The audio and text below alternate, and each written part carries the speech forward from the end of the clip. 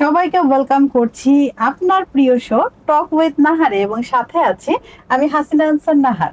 প্রিয় দর্শক, যেখানে আমরা কথা বলি সময়ের সেরা মানুষের সঙ্গে, জানি তার জীবনের গল্প, শুনি তার অভিজ্ঞতার কথা এবং খুঁজি ভবিষ্যতের পথ। প্রিয় দর্শক, প্রতি পর্বে আমাদের স্টুডিওতে একজন অতিথি আমন্ত্রিত থাকেন। আজকে আমাদের সাথে আছেন শাহরিয়ার সায়েম, যিনি একাধারে একজন ফটোগ্রাফার, ডিরেক্টর এবং প্রডিউসার। এমন একজন মানুষের সাথে আজ আমরা কথা বলবো। কেমন আছো? জি আপু, ভালো। আপনি ভালো আছেন? হ্যাঁ, আমি খুব ভালো আছি এবং তুমি আমাদের স্টুডিওতে এসেছো, এই জন্য আমরা আরো বেশি ভালো আছি এবং আমাদের ধন্যবাদ। দর্শকরা বেশি ভালো আছে, তাই না দর্শক? কারণ সাইমের কাছ থেকে আজকে আমরা অনেক অনেক তথ্য পাবো ফটোগ্রাফি বিষয়ে এবং ওভিসি টিভিসি এই বিষয়গুলো নিয়েও কিন্তু আজকে আমরা আলোচনা করব। তো ফটোগ্রাফি ও ফিল্ম মেকিং এর যাত্রা তোমার কিভাবে শুরু হলো, শুরুটা জানতে চাচ্ছি। আচ্ছা, আমি যখন স্কুলে পড়তাম তখন থেকে আমার ফটোগ্রাফি রিলেটেড। তখন তো ডিজিটাল ক্যামেরা পাওয়া যেত, সনির কিছু ডিজিটাল ক্যামেরা ছিল। তো ছোট মামা একবার একটা ক্যামেরা কিনলো। কেনার পর এই ক্যামেরা একটা ফ্যামিলি প্রোগ্রামের ছবি তোলা হলো। তো আমার তখন মনে হলো যে আমি এই ছবি তোলার ব্যাপারটা আমার কাছে খুব ভালো লাগছে, যে ছবি জিনিসটা অনেক মানে আমার কাছে তোলার পরে বিষয়টা সামনে চলে আসছে। হ্যাঁ হ্যাঁ, তো ওই সময় থেকে আমার এটা একটু রহস্য লেগেছে নিশ্চয়ই। অবশ্যই অবশ্যই হ্যাঁ, তখন থেকে আমার ক্যামেরার প্রতি আগ্রহ বা ছবি তোলার প্রতি আগ্রহটা বাড়ে। তারপর যখন আমি কলেজে পড়ি তখন ফার্স্ট আমি আমার প্রফেশনাল যে ক্যামেরা সেটা কিনি। তখন শখের বসে ফটোগ্রাফি করা হতো, ফুল পাখি এরকম, যেটা ভালো লাগতো, যে কোনো অবজেক্ট বা সাবজেক্ট বন্ধুদের ডেকে নিয়ে ছবি তোলা। আস্তে আস্তে ওই জায়গা থেকে আসলে ফটোগ্রাফিটাকে প্রফেশন হিসেবে নেওয়া। সবচেয়ে বেশি কে অনুপ্রেরণা দেয় এই যাত্রায়? এই যাত্রায় অনুপ্রেরণা আমি শুরু থেকে আসলে এরকম কোনো ফটোগ্রাফারকে চিনতাম না বা জানতাম না। বাট আমি যখন প্রফেশনালি কাজটা শুরু করি তখন বেশ কিছু আপনার ছবি দেখতাম, যেমন জিএমবি আকাশ ভাই, ওনার ছবিগুলো দেখতাম বা ওনার কাজ দেখতাম। তো আমারও একসময় মনে হতো যে আমিও এই ধরনের কিছু ছবি তুলবো। যদিও আমার প্রফেশনাল লাইনটা একটু ডিফারেন্ট হয়ে গিয়েছে, আমিও অবজেক্ট রিলেটেড কাজ করি, বাট ইন্সপিরেশন যদি বলে থাকেন তাহলে জিএমবি আকাশ ভাই। জিএমবি আকাশ ভাই, তো আজকে জিএমবি আকাশ ভাই যদি আমাদের এই অনুষ্ঠানটা দেখেন, আপনাকে বিশেষভাবে থ্যাংক ইউ জানাচ্ছি, একটা থ্যাংক ইউ দিয়ে দাও। থ্যাংক ইউ ভাইয়া। আচ্ছা, এক্ষেত্রে কাজ করার প্রথম অনুপ্রেরণা তো আমরা শুনলাম যে ভাইয়া, তো কোনো কাজ বা মুহূর্ত তোমাকে বুঝিয়েছে, মানে কোন সময়টা বুঝিয়েছে যে হ্যাঁ এটাই আমার পথ? আচ্ছা, আমি যখন ফটোগ্রাফিতে স্টার্ট করি, আমার শুরুতে ওয়েডিং ফটোগ্রাফি করা হতো, যেটা বাংলাদেশের প্রেক্ষাপটে সকল ফটোগ্রাফারই করে থাকে। কিছু টাকা আর্নিং হলো, লেন্স কিনতে পারবো, কিছু গিয়ার্স কিনতে পারবো, আপডেট করা যাবে। তো আমি আসলে সেই পথে হেঁটেছিলাম। ওয়েডিং ফটোগ্রাফি করা হতো, ইভেন্টস কভার করা হতো। যখন আমি প্রথম একটা ইন্টারন্যাশনাল এজেন্সির হয়ে কাজ করি বাংলাদেশে, তাদের একটা প্রজেক্ট চলতেছিল, ফুড ফটোগ্রাফি প্রজেক্ট চলছিল। তখন উবার ইটস বাংলাদেশে ছিল। উবার ইটস এর জন্য ওরা ফুড ফটোগ্রাফার খুঁজছিল বাংলাদেশি লোকালদের মধ্যে থেকে। তখন আমি ফুড ফটোগ্রাফি করতাম না, বাট ওরা যে ডিরেকশনটা দিল যে এরকম একটা ডেমো শুট করার জন্য, আমি ডেমো শুটটা করলাম।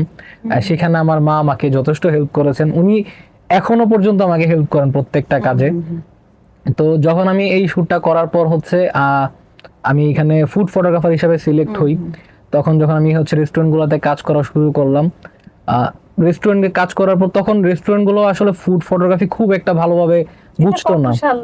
এইটা 17 সালের কাহিনী হবে। মানে ফুড ফটোগ্রাফিটা তখন এত বেশি অ্যাভেলেবেল ছিল না, আর কি জনপ্রিয়তা পাইনি। এখনো যে খুব বেশি আছে ব্যাপারটা এরকম না, বাট তখন একদমই হ্যাঁ মোটামুটি আসছে। তো তখন একদমই ছিল না। তো যখন আমি রেস্টুরেন্টগুলোতে ছবি তুলতাম, তো এরকম আমি একটা রেস্টুরেন্টে ছবি তোলার পর মানে ওইখানে তো একটা ডিরেকশন থাকতো যে অ্যাপস এর জন্য এই ধরনের ছবি তোলা লাগবে। তো আমরা ওই ধরনের ছবি তুলে চলে আসতাম। আমি তখন বিভিন্ন মানে অনলাইনের সাইটগুলোতে ঘাটতাম যে আসলে কিভাবে ছবিগুলো তুলে। তখন আমি জানলাম যে ফার্স্ট ফুড স্টাইলিং বলে একটা জিনিস আছে, যেটা আসলে সবাই জানতোই না। মানে বাংলাদেশে তো আসলে ফুড ফটোগ্রাফিটাই পরিচিত ছিল না। তো স্টাইলিং এর ব্যাপারটা জানার পর আমি রেস্টুরেন্ট গুলাকে অ্যাপ্রোচ করা শুরু করলাম যে ভাইয়া, এটা তো গেল আপনাদের অ্যাপস এর জন্য তোলা ছবি, আমি পার্সোনালি আপনাকে 2-3টা ছবি তুলে দিচ্ছি, এটা আপনি পার্সোনালি ইউজ করতে পারবেন, আমি একটু ট্রাই করতে চাচ্ছি। তখন আমি ফুড স্টাইলিং করে করে ছবিগুলো তুলতাম। তো এইগুলো হচ্ছে কাস্টম মানে রেস্টুরেন্ট ওনাররা বা যারাই আমার ছবিগুলো আমি যখন আমার Like ফেসবুক করতো। প্রোফাইলে দিতাম, সবার কাছে এরকম লাগতো। আমার ফ্রেন্ডরা তখন আমাকে বলতো যে এই ছবিগুলো আমরা ওয়ালপেপার হিসেবে ইউজ করতেছি। ওই জায়গা থেকে আসলে আমার মনে হচ্ছে যে এটাই আমার অনুপ্রেরণাটা প্রফেশন, আসলো যে না এটাই আমার এটাই আমার করতে profession, হবে, এটাই আমাকে এটাই আমার করতে হবে। প্রফেশন তখন বুঝলাম যে না, অ্যাকচুয়ালি আমার আসলে ফুড ফটোগ্রাফি বা ফটোগ্রাফি লাইনে একদম প্রফেশনালি কাজ করা উচিত। করা উচিত। আসলে অনুপ্রেরণা বা উৎসাহ বা কেউ যদি তোমার কাজের প্রশংসা করে তখন কিন্তু সেই কাজটা আর করতে সবচেয়ে আরো বড় অনুপ্রেরণা ইচ্ছা যদি হয়। বলেন তাহলে হচ্ছে আমার মা। একদম। আমার ফুড স্টাইলিস্ট, আমার প্রথম ফুড স্টাইলিস্ট থেকে শুরু করে প্রথম হ্যাঁ। কাজ সবকিছুতে আমার মা আমাকে যথেষ্ট হেল্প করেছেন। ইভেন এমনও হয়েছে যে আমি ডেমো শুট করতেছি বা কোনো রেস্টুরেন্টে শুট করতেছি, এরকম অনেক বড় বড় প্রজেক্টে রান্না আমার আম্মা করে দিয়েছেন। আচ্ছা, ফ্যামিলি সাপোর্টটা স্ট্রং আলহামদুলিল্লাহ, ছিল। আলহামদুলিল্লাহ, বাবাও সাপোর্ট করেন, বোনও সাপোর্ট করেন, মা সবচেয়ে বেশি করে। দর্শক, কেউ যদি কিছু করতে চায় ভালো কিছু, যেমন শাহরিয়ার করেছে, তো ফ্যামিলি সাপোর্ট যদি সেখানে থাকে, মায়ের থাকতে পারে, বাবার থাকতে পারে, অথবা ওয়াইফ বা হাজবেন্ড বা ছেলে মেয়ের, তাহলে কিন্তু সেই কাজটা আরো সুন্দর হয়। শাহরিয়ার পুরো সাপোর্ট পেয়েছে ফ্যামিলির, তাই কিন্তু আজকে সে শাহরিয়ার সাহেব। তো আমি পরবর্তী প্রশ্নে চলে যাচ্ছি। ফটোগ্রাফির মধ্যে কোন বিষয়টি তোমাকে খুব বেশি টানে, খুব ভালো লাগে? ফটোগ্রাফির মধ্যে আসলে ফটোগ্রাফি ব্যাপারটাই আমাকে খুব বেশি টানে। এইখানে আমাদের সবচেয়ে বেশি হচ্ছে ব্যাকগ্রাউন্ডটা বা হচ্ছে আপনার কি বলে, যেটাকে বলে আর্ট ডিরেকশনের পার্ট আর কি। যে আমার প্রত্যেকটা অবজেক্ট, আমি যেহেতু অবজেক্ট রিলেটেড কাজ করি, অবজেক্টের বাহিরেও কিছু প্রপস আমরা ইউজ করি আমাদের ফটোশুটে। তো এই ব্যাপারগুলো আমাকে খুব বেশি টানে। আমি যত বেশি ইউনিক প্রপস ইউজ করব বা যত বেশি ব্যাকগ্রাউন্ড আমি হচ্ছে এইগুলো নিয়ে কাজ করব, আমার ছবিটা তত বেশি সুন্দর লাগতেছে। যেহেতু আমি ডার্ক থিমের ছবি তুলি, আমাকে আমার এই ডার্ক থিমের জন্য যে অবজেক্ট গুলো যাচ্ছে, মানে আমার ফটোগ্রাফির ক্ষেত্রে আসলে এই ব্যাপারটা আমাকে সবচেয়ে বেশি টানে। মানে আকর্ষণ করে। জি জি ডার্ক ফটোগ্রাফি। জি জি, ডার্ক থিম। Dark theme. আচ্ছা, তোমার তোলা এমন কোন ছবি আছে যে যেটির পেছনে একটি বিশেষ গল্প আছে? হ্যাঁ, আমি যেহেতু ফুড ফটোগ্রাফি করি, আমি ফুড ফটোগ্রাফি করছি 2018 সাল থেকে, একদম প্রফেশনালি। 17 সাল থেকে হচ্ছে আমার প্রফেশনাল ক্যারিয়ার শুরু হয়েছে। বাট আমি পার্সোনালি যদি ধরি তাহলে 18 সাল থেকে হচ্ছে আমি পুরোপুরি আমি এটাকে প্রফেশন হিসেবে নিয়েছি। তো 18 সালের পর থেকে আমি যতগুলো পার্সোনাল প্রজেক্ট করেছি, এর মধ্যে একটা রেস্টুরেন্ট, এটা একটা আমি নাম বলবো না, টি ব্র্যান্ড, বেশ পপুলার একটা টি ব্র্যান্ড। তো ওদের ছবি তোলার সময় যখন হচ্ছে মানে চাটা বানানো হচ্ছিল, তো চায়েরই ছবি তুলতেছিলাম, প্যাকেজিং শ্যুট ছিল, মেকিং শ্যুট ছিল।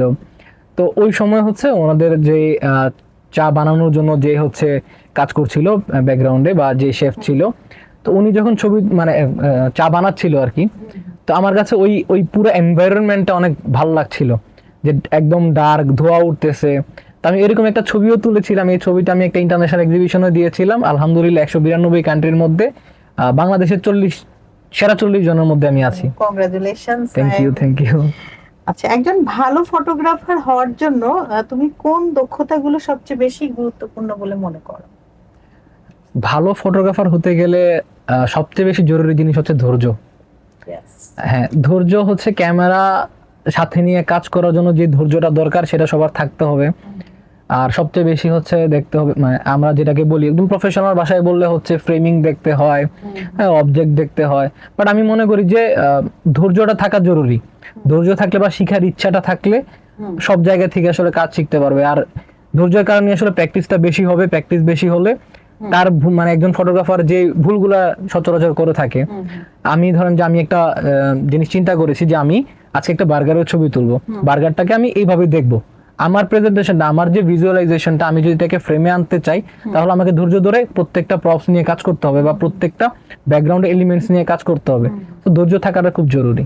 না, অবশ্যই। এবং আমার মনে হয় এই বিষয়ে একটু পড়ালেখা করে, একটু প্র্যাকটিস করে এবং অবশ্যই আরো শিখে আসাটা ভালো, কারণ অবশ্যই। নলেজ, স্কিল এন্ড অ্যাটিটিউড, এই তিনটার সমন্বয় থাকতে হবে। জি, এই জন্য একটু স্কিলড হয়ে আসলে আমার মনে হয় এটা এখন স্কিল বাড়ানোর জন্য দেখেন যে অনেক অনলাইন মিডিয়া আছে, কিন্তু সেই সময় ছিল না। সে সময় ছিল না। যখন আমি শুরু করেছিলাম তখনও দেখতেছিলাম যে গুগলে রিসার্চ করলে ছবি আসতেছে, এটার পিছনে যে একটা ভালো বড় একটা টিম কাজ করতেছে, এটার পিছনে যে জিনিসগুলো কাজ করতেছে, এই জিনিসগুলো আমি তখন ওইগুলো থেকে জানতে পারি নাই। আস্তে আস্তে যখন নিজে কাজ করতেছি, আমি আমার প্রয়োজন অনুযায়ী জিনিসগুলো শিখে ফেলছি। শিখে ফেলছো। এটাই যে চর্চা, তুমি চর্চা থেকে প্র্যাকটিক্যাল করে তারপরে এসেছো। জি জি, এটাই সবার জন্য দরকার আর কি। এটা হ্যাঁ। কজন ডিরেক্টর হিসেবে একটি নতুন প্রজেক্ট শুরু করার সময় তুমি কোন ধাপে সবচেয়ে বেশি গুরুত্ব দাও? আচ্ছা, ডিরেক্টর হিসাবে যদি হচ্ছে আমি চিন্তা করি, আমি সর্বপ্রথম প্রি প্রোডাকশনে নজর দিই, গল্পটাতে নজর দিই। যদি স্টোরি ভালো হয় তখন দেখা গেছে যে কাজ করার আগ্রহটা অনেক বেড়ে যায়।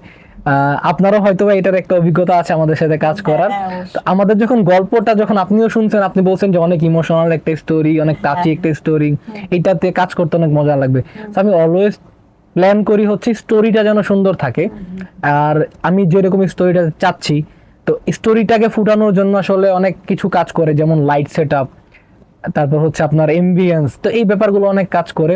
আমি যদি একটা ইমোশনাল স্টোরি ফুটাইতে চাই তাহলে আমাকে ইমোশনাল ওইরকম ধরনের লাইট সেট আপ, এমবিয়েন্সটা দরকার হবে। তো আমি এই ব্যাপারগুলোতে প্রি প্রোডাকশনে সবচেয়ে বেশি নজর দিই। আরো একটি ব্যাপারে খুব বেশি নজর দাও, দর্শক আপনাদের সাথে আমি শেয়ার করতে চাই, কারণ ওর সাথে আমার কাজ করা হয়েছে একটি ওবিসিতে।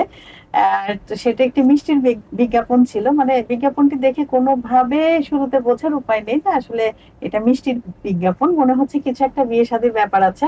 আচ্ছা, যাই হোক, আমি একটু শেয়ার করি। সেটা হচ্ছে আমার একটি কান্নার সিন ছিল, যে আমার মেয়ে ছোট থেকে বড় হওয়া এবং তার বিয়ে আজকে দেখতে আসবে, এবং আমি সমস্ত কিছু চিন্তা করছি যে সে ছোট থেকে বড় হলো কিভাবে, এই বিষয়গুলো খুব স্পর্শকাতর ছিল।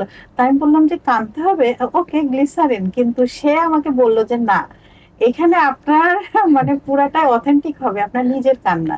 আপনাকে আমি 5 মিনিট সময় দিই আপনার ইমোশন আনার জন্য, আপনি একটু চিন্তা করুন, এবং তারপরে যতক্ষণ পর্যন্ত না আপনার চোখে পানি না আসবে, আপনার ইমোশন না আসবে, আমরা অপেক্ষা করব, কোনো টেনশন নিবেন না। তখন আমি চিন্তা করলাম, ও মাই গড। আপনাকে মনে হয় কিছু ইমোশনাল স্টোরি বলা হয়েছিল তখন? হ্যাঁ, তখন ও আমাকে কয়েকটা বললো, মানে ক্লু দিল। ধরুন আপনার মেয়েরই বিয়ে হচ্ছে, তাই বলে আমার তো মেয়ে নেই, মানে আমি আরো ঝামেলায় পড়ে গেলাম যে আমার তো মেয়ে নেই, আমার তো 2 ছেলে।